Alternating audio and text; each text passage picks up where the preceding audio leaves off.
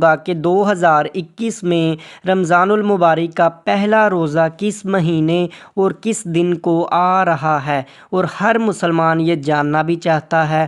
یہاں پر آپ کو یہ بھی بتاتا چلوں کہ اچھی بات دوسروں تک شیئر کرنا ایک صدقہ جاریہ ہے۔ تو اس میں اسلامی مہینے کی ہر پہلی تاریخ لکھی ہوئی ہے، اور یہ دیکھیں 14 اپریل بروز بدھ یکم رمضان آ رہا ہے، یعنی کہ پہلا روزہ بدھ والے دن ہوگا، 14 اپریل کو ہوگا۔